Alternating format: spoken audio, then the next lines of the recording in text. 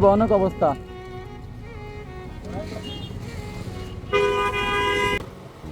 ওরে আল্লাহ, রাস্তা দিয়ে মেলা জ্যাম দেখা যাচ্ছে রে ভাই। টঙ্গী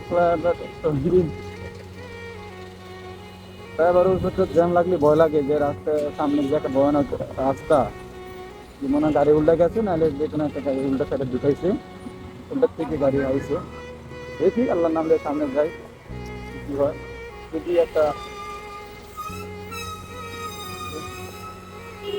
শুক্রবারের দিন, ও আল্লাহ, এ জ্যাম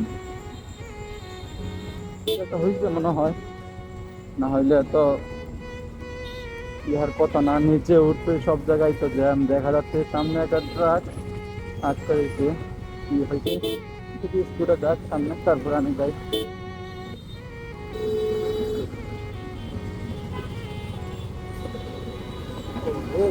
ডান বাম সব দিকে তো গাড়ি। দেখি দামে দামে যাইবো, দামে যাইবো।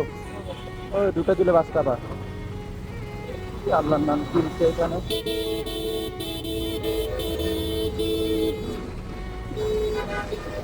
ভাই আসতে,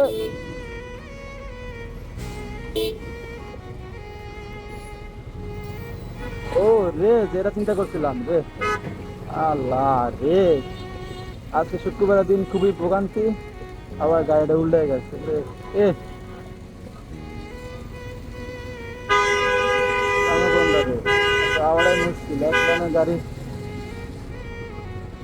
আল্লাহ, মানুষ মারা গেছে, মানুষ মারা গেছে কিনা, খুবই ভয়ানক অবস্থা।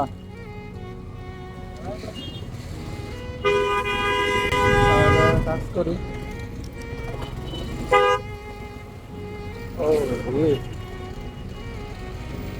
আল্লাহ জানে কেউ মারা গেছে কিনা, তথ্যটা না।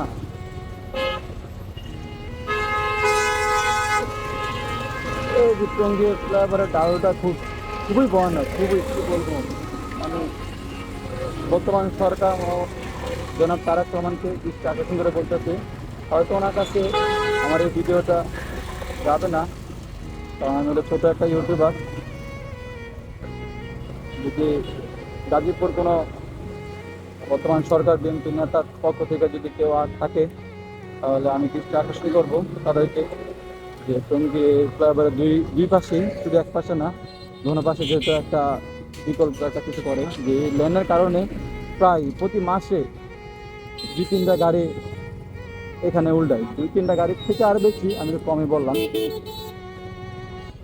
এই ভোগান্তি থেকে আপনারা যদি মুক্ত হতে হয়, তাহলে পার্মানেন্ট একটা সলিউশন লাগবে। এটা কীভাবে হয় সেটা করতে হবে।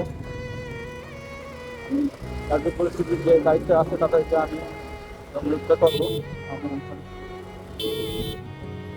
মালবাহী গাড়িটা পুরো একবারে ভয়ানক অবস্থা, পুরো একবারে লোড গাড়ি। কি মাল ছিল, অবশ্যই কোনো শুকনো মাল থাকার কথা, কারণ কি তেল তার ছিল তো। সব গাড়ি ডানে বামে উল্টা ঢুকতেছে, দেখা যাচ্ছে না ভিতরে কি মাল আছে।